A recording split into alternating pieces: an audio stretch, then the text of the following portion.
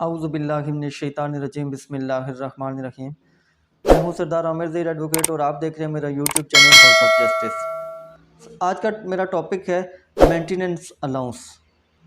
Maintenance allowance से मुराद कि कोई भी मर्द जब उसकी शादी होती है और उसके बच्चे होते हैं तो बीवी और बच्चों की तमाम तर ज़िम्मेदारी जो होती है वो मर्द पर आ जाती है।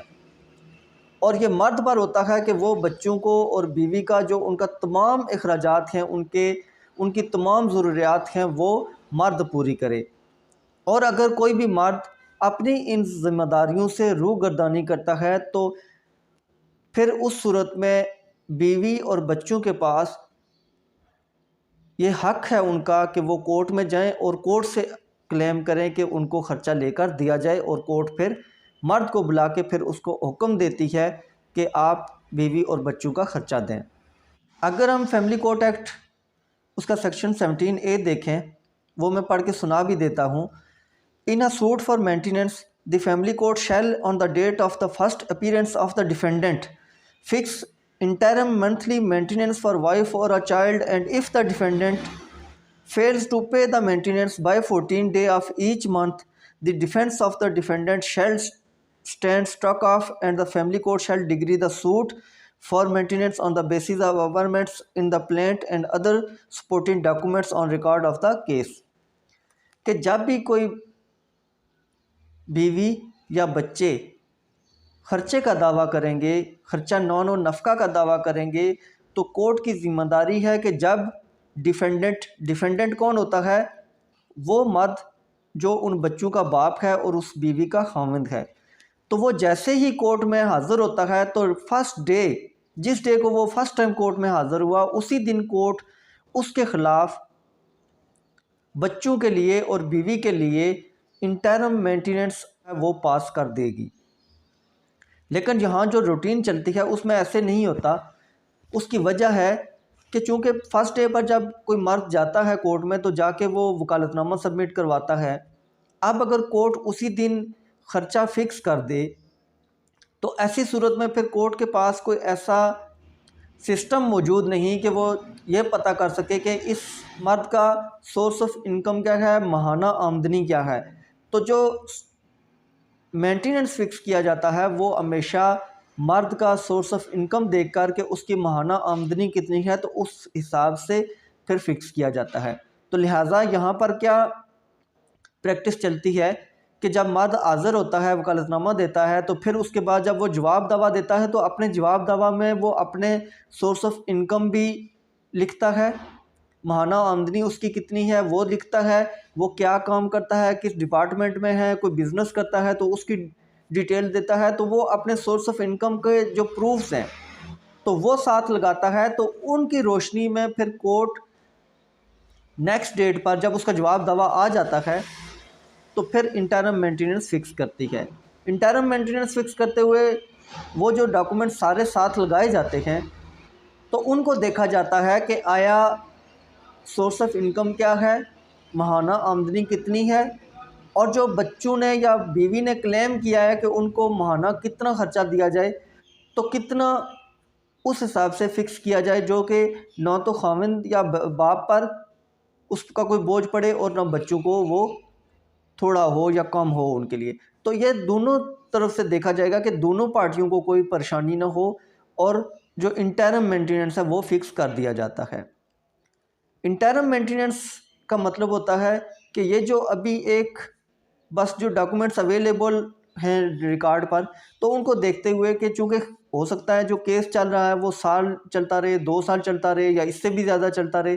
तो अब बीवी बच्चे बेचारे अगर इस केस को चलते हुए इतना अरसा गुजर गया है, उनको कोई ख़र्चा नहीं मिल रहा, तो उनके कोर्ट कचहरियों के भी खर्चे हैं, अपना कोई सोर्स ऑफ इनकम भी नहीं है और फिर उनको बाप की तरफ से या खाविंद की तरफ से ख़र्चा भी नहीं मिल रहा, तो उनके लिए सर्वाइव करना मुश्किल होता है।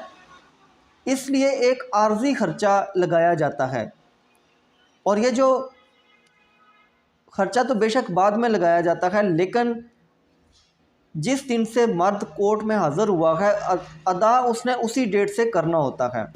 कोर्ट ये अपने ऑर्डर में लिख देती है कि first appearance of the defendant, कि वो मर्द जिस दिन फर्स्ट टाइम कोर्ट में आया था उस दिन से वो आगे खर्चा पे करना शुरू करेगा। तो ये आर्जी खर्चा इसलिए लगाया जाता है ताकि बच्चों को या बीवी को सरवाइव करने के लिए कोई परेशानी ना हो। तो हर महीने की 14 तारीख से पहले पहले खामन की ये ज़िम्मेदारी है, बाप की ये ज़िम्मेदारी है कि वो बच्चों को और बीवी को ख़र्चा अदा करे। अगर वो ख़र्चा अदा नहीं करता तो ऐसी सूरत में फिर यही जो 17A सेक्शन है फैमिली कोर्ट एक्ट की, इसमें आगे बताया गया है कि अदालत अगर वो ख़र्चा अदा नहीं करता हर महीने की 14 तारीख तक, तो वो जो बीवी और बच्चों का दावा है वो डिग्री कर दे। डिग्री कर दे कि मतलब उसका फ़ैसला कर दे, और ख़ुद जो रिकॉर्ड मौजूद है, क्योंकि इसमें तो फिर शहादतें नहीं हुई हैं, तो ऐसी सूरत में फिर जो रिकॉर्ड अवेलेबल है उसी को देखते हुए कोर्ट एक फ़ाइनल आर्डर कर देगी कि हर महीने खाविंद या वो बाप अपने बच्चों और बीवी को इतना ख़र्चा पे करेगा। अगर वो आर्जी ख़र्चा हर महीने की 14 तारीख तक अदा नहीं करता तो ये सज़ा के तौर पर उसके ख़िलाफ़ आर्डर पास कर दिया जाएगा और ये फ़ाइनल आर्डर होगा। वो उसके ख़िलाफ़ आगे अपील तो कर सकता है, लेकिन यह है कि ये जो ट्रायल कोर्ट है, फैमिली कोर्ट है, इसकी हद तक उसका केस उसके ख़िलाफ़ फ़ैसला कर दिया जाएगा। अब मिसाल के तौर पर एक दावा किया गया, बीवी भी है उसमें पार्टी और बच्चे भी हैं, वो दावा था रिकवरी ऑफ मेंटेनेंस अलाउंस, उसके अलावा हक महर की कोई रिकवरी थी या कोई और भी उसमें चीज़ें मांगी गई थी। तो अब अगर वो ख़र्चा खाविंद जो है वो ख़र्चा हर महीने की 14 तारीख तक नहीं देता तो उसका जो उसके ख़िलाफ़ जो दावा डिग्री किया जाएगा वो सिर्फ ख़र्चे की हद तक दावा डिग्री किया जाएगा, बकिया जो चीज़ें मांगी गई हैं उनकी हद तक केस आगे चलेगा। ऐसे नहीं होगा कि अगर उसने ख़र्चा अदा नहीं किया तो हक महर भी बीवी ने मांगा था तो वो भी उसके ख़िलाफ़ फ़ैसला नहीं होगा, बल्कि वो आगे केस चलेगा और उसकी हद तक शहादतें वगैरह होंगी, लेकिन सिर्फ ख़र्चे की हद तक ये केस फ़ैसला हो जाएगा। अब मिसाल के तौर पर एक दावा किसी बीवी या बच्चों ने किया तो उसमें उन्होंने महाना अपने बाप से या खामद से 10,000 रुपये मांगे, क्योंकि जिस दिन दावा दायर किया गया था उस टाइम उस आदमी का, उस मर्द का सोर्स ऑफ इनकम ही इतना था, उसकी महाना आमदनी इतनी थी कि वो बड़ी मुश्किल से 10,000 दे सकता था। लेकिन केस जब आगे चला तो इसी दौरान उसका कोई बिज़नेस अच्छा चल पड़ा, वो कहीं आउट कंट्री चला गया, कोई और अच्छी जॉब उसे मिल गई जिससे उसका सोर्स ऑफ इनकम उससे ज़्यादा हो गया। तो ऐसी सूरत में फिर कोर्ट के पास ये पावर है कि अगर वो बीवी बच्चों ने ख़र्चा 10,000 मांगा है तो वो इससे ज़्यादा भी दे सकते हैं। ऐसे नहीं है कि वो बस जितना मांग लिया गया उसी से थोड़ा कम करके दे दिया जाएगा या उतना ही दिया जाएगा।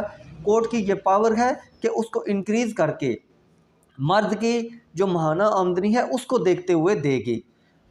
अब मर्द की महाना आमदनी देखने के लिए कोर्ट के पास ये पावर भी है कि वो मर्द जहाँ पर भी अगर कोई जॉब करता है, किसी डिपार्टमेंट में है, तो कोर्ट उस डिपार्टमेंट का रिकॉर्ड तलब कर सकती है, ताकि एक पार्टी कहती है, बीवी और बच्चे जो हैं वो कहते हैं कि मर्द की आमदनी 1 लाख है, जबकि मर्द कहता है कि मेरी आमदनी 30,000 है। अब ये एक डिस्प्यूट पैदा हो गया, डॉक्यूमेंट्री प्रूफ दोनों साइडों से कोई नहीं पेश किया गया। तो ऐसी सूरत में कोर्ट के पास ये पावर है कि वो उस डिपार्टमेंट का रिकॉर्ड तलब करे और ख़ुद ऑब्ज़र्व करे कि माहाना आमदनी क्या है और उस हिसाब से फिर जो मेंटेनेंस है वो फिक्स करे।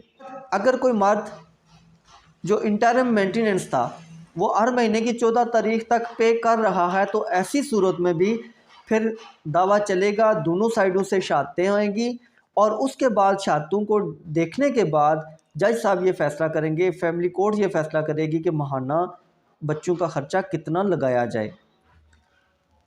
और अगर कोई बीवी इसी दौरान खुला ले लेती है या उसे तलाक हो जाती है तो ऐसी सूरत में जो बीवी है उसको सिर्फ इद्दत का ख़र्चा मिलेगा, बकिया उसको ख़र्चा आगे नहीं दिया जाएगा। जब यह ख़र्चे का दावा फ़ाइनल डिग्री हो जाएगा तो उसके बाद इसकी इजरा लगाई जाती है। इजरा में फिर जो बेहतर ऑप्शन होता है वो ये होता है कि हर महीने कोर्ट में जाके ख़र्चा लेने के बजाय बीवी बच्चों का कोई अकाउंट हो जो वो अपने खामिद या वालिद को दे दें, तो वो हर महीने वहाँ पर रकम ट्रांसफ़र कर दे और उसका रिकॉर्ड दोनों पार्टीज़ के पास मौजूद होता है। अगर वो खाविंद या बाप वो ख़र्चा फिर पे नहीं करता हर महीने बाकायदगी से, तो फिर उस सूरत में बीवी बच्चों के पास फिर ये उनका राइट होता है कि वो कोर्ट में आके एप्लीकेशन दें कि हमें ख़र्चा रेगुलर पे नहीं किया जाता। तो ऐसी सूरत में भी फिर कोर्ट वो उसको दोबारा बुला के पाबंद कर सकती है कि आप कोर्ट में अदा करें, लेकिन जो ख़र्चा पास हुआ होता है वो लाजमी देना पड़ता है। तो व्यूअर्स, ये था आज का टॉपिक मेंटेनेंस अलाउंस के बारे में कि इंटरम और फाइनल जो मेंटेनेंस है वो किस तरह फिक्स किया जाता है। उम्मीद है वीडियो पसंद आएगी। अगर वीडियो पसंद आई तो मेरे चैनल हाउस ऑफ जस्टिस को सब्सक्राइब करना ना भूलिएगा। इसी के साथ इजाज़त चाहता हूँ। अपनी दुआ में याद रखिएगा। फ़ी अमानिल्लाह।